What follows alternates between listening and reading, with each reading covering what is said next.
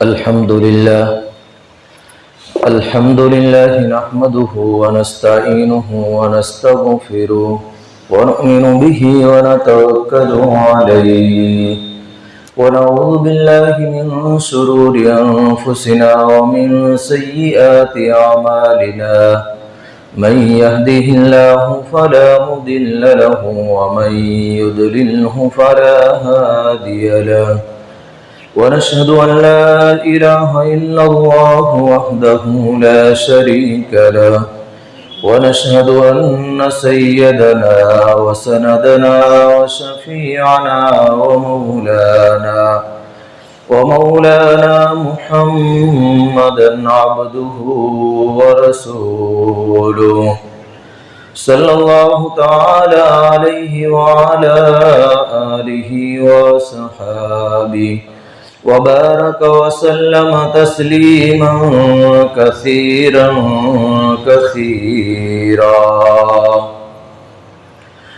أما بعد قال الله تبارك وتعالى في الكلام المجيد والفرقان الحميد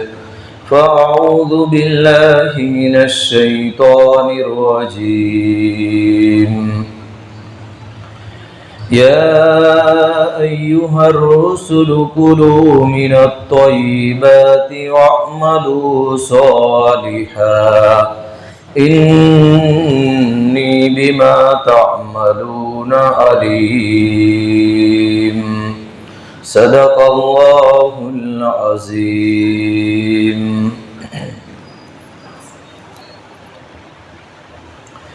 میرے بھائیوں، دوستوں، بزرگوں، گزشتہ جمعہ میں آپ حضرات کے سامنے یہ بات عرض کی گئی کہ خوشگوار زندگی کیسے بنائے، اپنی زندگی کو خوشگوار کیسے بنائے. اور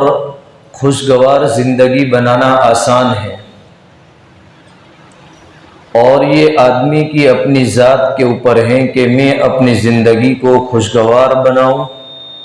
یا میں اپنی زندگی کو پریشانی والی بناؤں.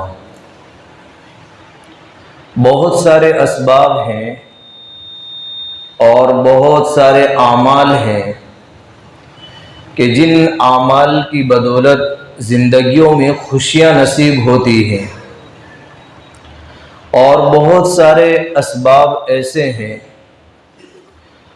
اور ہمارے غلط اعمال ایسے ہیں کہ جن کی وجہ سے زندگیاں پریشانیوں میں مبتلا ہو جاتی ہیں. تو اصل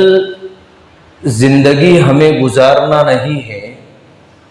بلکہ زندگی کو ایسی بنانا ہے کہ ہماری زندگی دنیا میں بھی ہمیں نفع دے اور آخرت کے اعتبار سے بھی ہمیں نفع دے.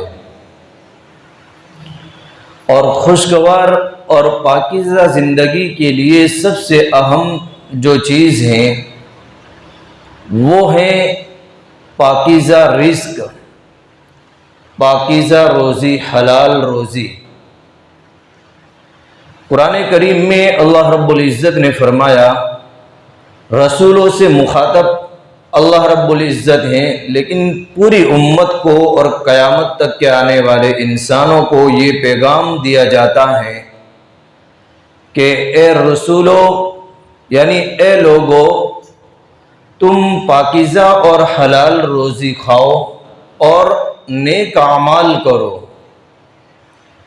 حلال روزی کے بعد میں اس کے بعد فوراً فرمایا کہ نیک اعمال کرو،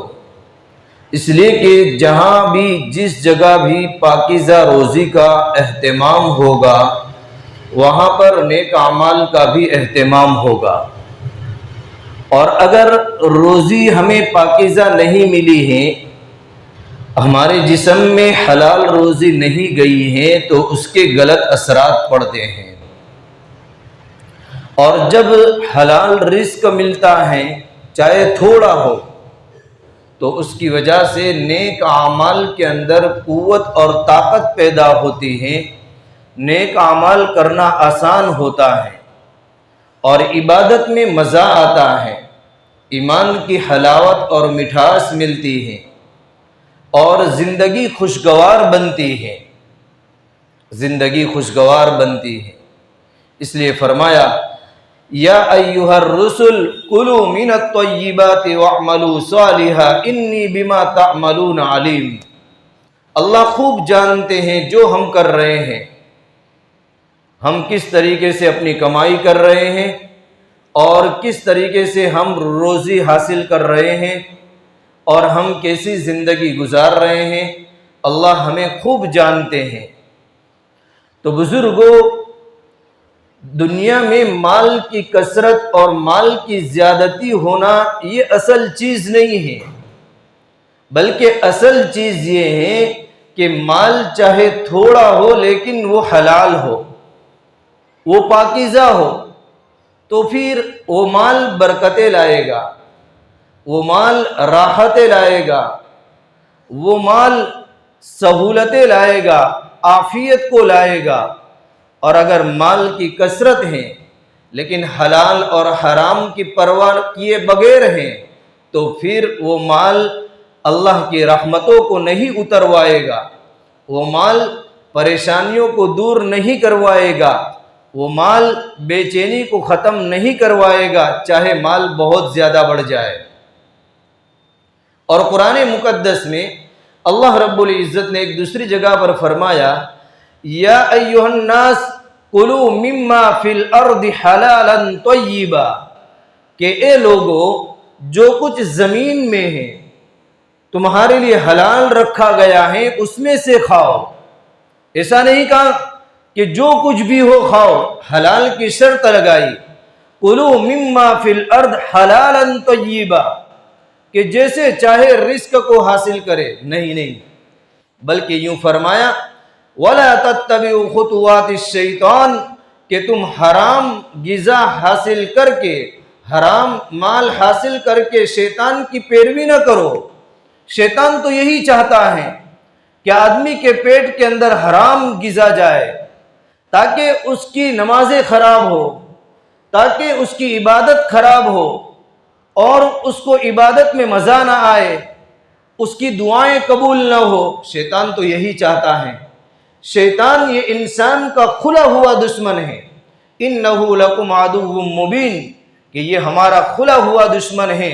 یہ ہمارے سجدوں کو نہیں دیکھ سکتا ہے، وہ ہماری عبادتوں کو نہیں دیکھ سکتا ہے، وہ ہمیں ہر وقت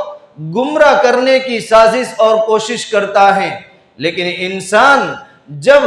اپنی زندگی کو بھول کر کے زندگی گزارتا ہے اور حلال اور حرام کی پرواہ نہیں کرتا ہے تو پھر وہ شیطان کے پنجے میں آ جاتا ہے، اور پھر اس کے لیے ہر چیز برابر ہوتی ہے، چاہے جائز ہو، چاہے ناجائز ہو، چاہے حلال ہو، چاہے حرام ہو، چاہے غلط طریقے سے گھر کے اندر مال آ رہا ہو، ہر چیز اس کے لیے برابر ہو جاتی ہے۔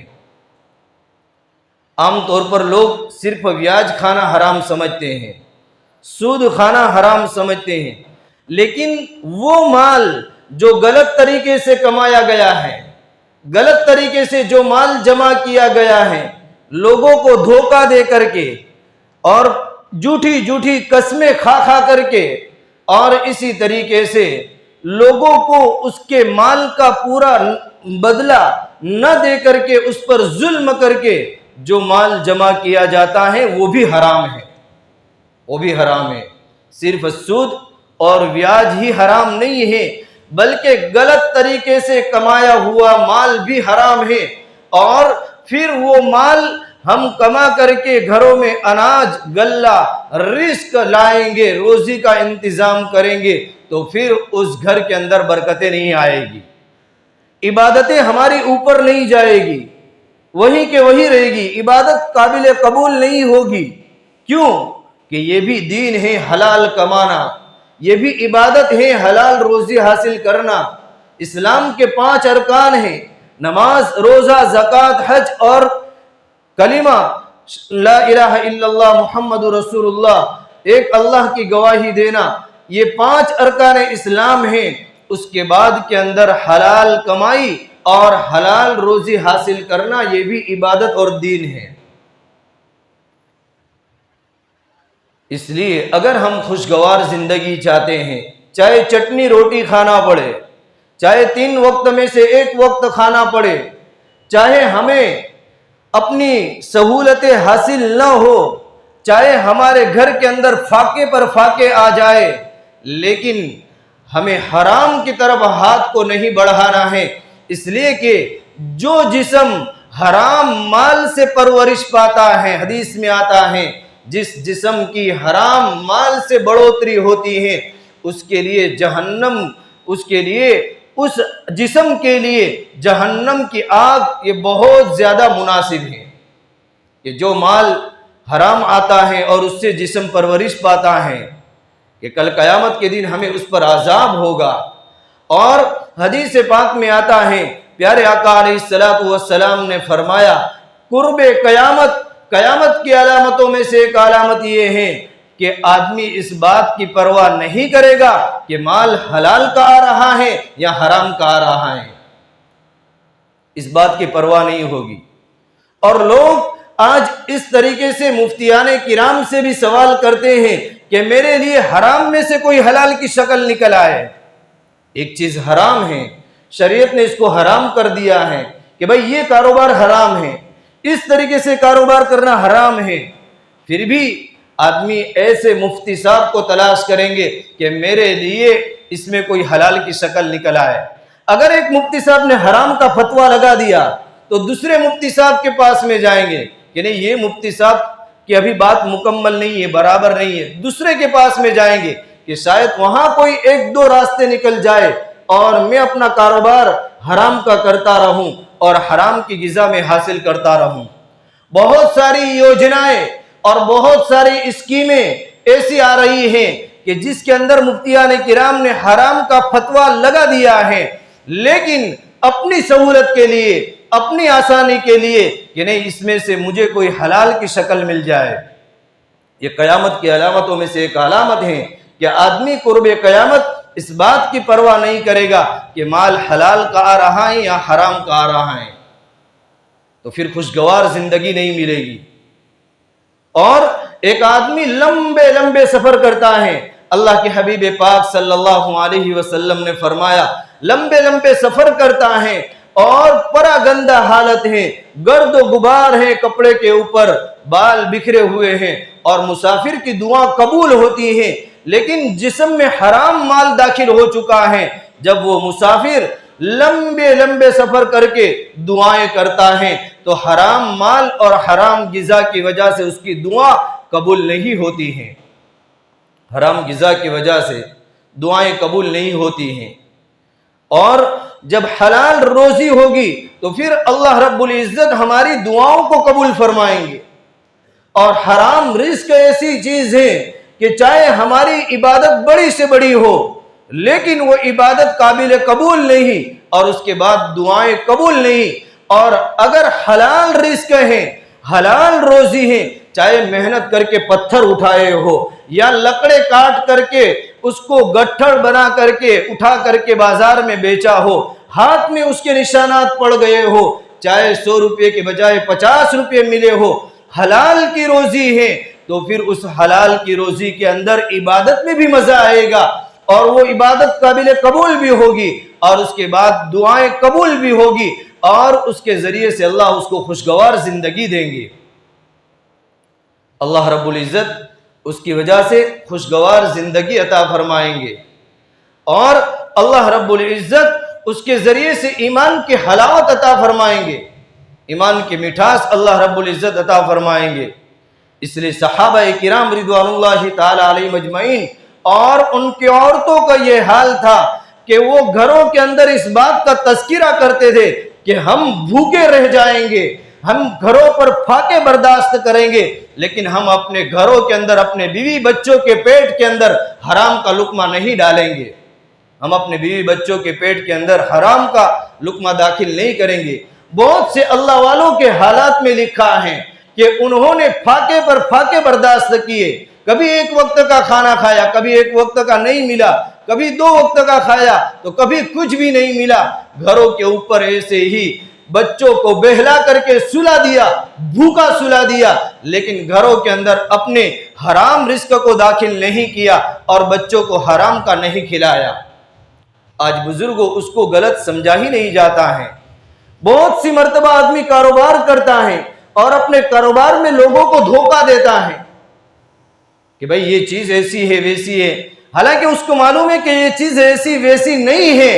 اور سامنے والے کو بہلا کر کے، سامنے والے کو تسلی دے کر کے اپنے مال کو بیچتا ہے، اپنے مال کو بیچتا ہے، جھوٹی قسم کھا کر کے اپنے مال کو بیچتا ہے، تو وہ دھوکہ دینا اور اس دھوکے کے ذریعے سے مال کمایا ہوا، حاصل کیا ہوا مال، وہ بھی حرام ہے۔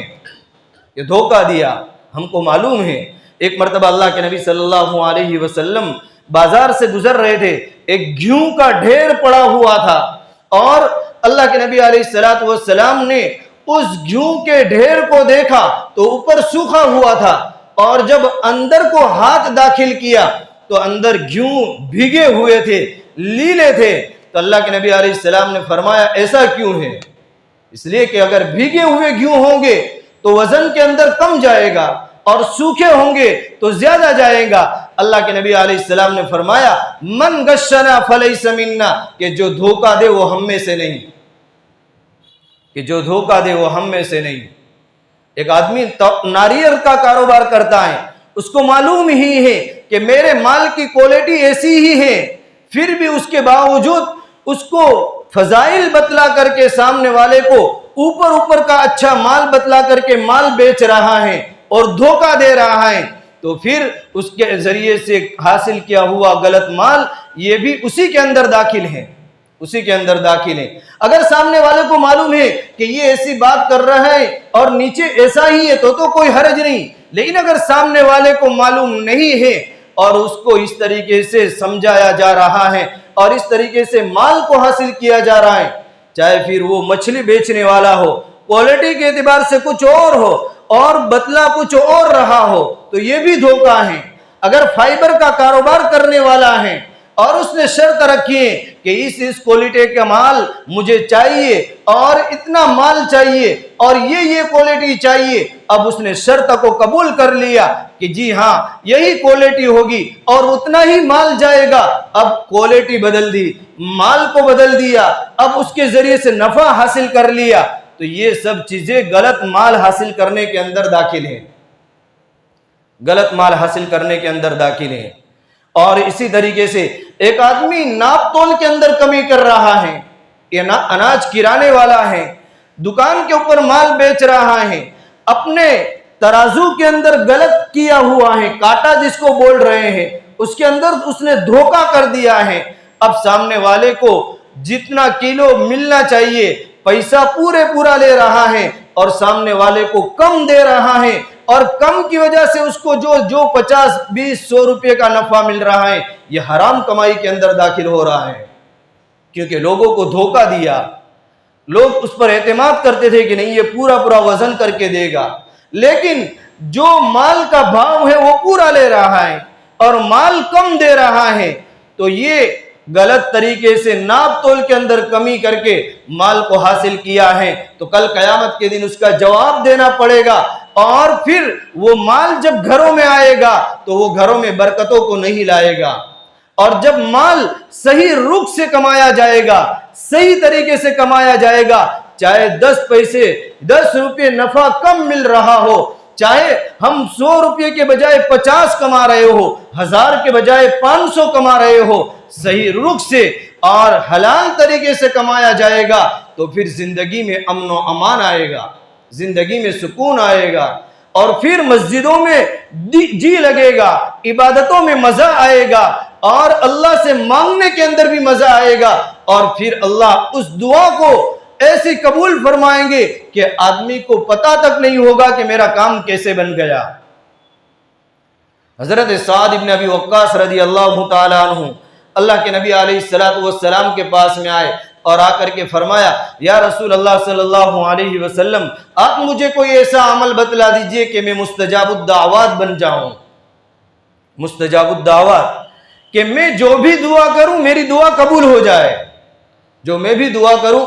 میری دعا قبول ہو جائے۔ اللہ کے نبی علیہ الصلوۃ والسلام نے فرمایا بہت مختصر عمل ہیں. یہ نہیں فرمایا کہ اتنی ہزار نوافل پڑھو، اتنی ہزار تہجد پڑھو، اتنی ہزار تسبیح پڑھو، اتنے قرآن ختم کرو اور اتنا صدقہ دو. بس مختصر نصیحت یہ فرمائی کہ اپنی کمائی کو حلال کر لو،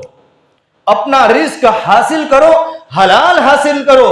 تم حلال لقمہ اپنے پیٹ کے اندر داخل کرو گے، چاہے نوافل نماز کم ہو، چاہے نوافل روزے کم ہو، چاہے قرآن کی تلاوت کم ہو، لیکن اگر حلال روزی ہے تو پھر حلال روزی کی وجہ سے اللہ رب العزت تمہیں مستجاب الدعوات بنا دیں گے، اللہ تمہاری دعاؤں کو قبول فرمائیں گے. تو اصل چیز کو آدمی چھوڑ دیتا ہے اور آدمی کثرت کے اندر پڑ جاتا ہے کہ میں کیسے جلدی مالدار بن جاؤں، میں کیسے جلدی آگے بڑھ جاؤں. اور آگے بڑھنے کے چکر میں آدمی سود میں، بیاج میں، لون میں، حرام کمائی کے اندر پھنستا چلا جاتا ہے، لوگوں کو دھوکہ دینے کے اندر پھنستا چلا جاتا ہے. اگرچہ اس کو شروع کے اندر تو اچھے دن لگ رہے ہیں، لیکن اس کا انجام آخر کر یعنی کہ یہ حلال کمائی نہیں ہوتی ہے، حرام کمائی ہوتی ہے، تو انجام اس کا برا ہوتا ہے. اور اگر کوئی آدمی یہ کہے کہ میں حرام کمائی میں سے صدقہ خیرات کر دوں اور زکوٰۃ نکال دوں تو میرا مال پاک ہو جائے گا، یہ نہیں ہو سکتا ہے، بلکہ اس کا وبال اور زیادہ بڑھ جائے گا. بہت سی مرتبہ شیطان آدمی کو سمجھاتا ہے اگر 10-20 روپے یا 1000-1500 روپے غلط کما لیے ہیں، اگر اس میں سے 100 روپیہ مدرسے میں دے دیے، 100 روپیہ کسی سفیر کو صدقہ دے دیا، کسی غریب کو دے دیا تو ہمارے 900 روپے پاک ہو جائیں گے. یہ نہیں ہو سکتا ہے. حرام ہی ہے، چاہے ایک قطرہ ہو یا سمندر ہو، حرام ہی رہے گا، اور خیرات کرنے سے وہ پاک نہیں ہوگا بلکہ اس کا وبال بڑھ جائے گا. اللہ تعالیٰ سے دعا کرے کہ اللہ تعالیٰ ہم سب کو حلال روزی عطا فرمائے اور حرام روزیوں سے حفاظت فرمائے.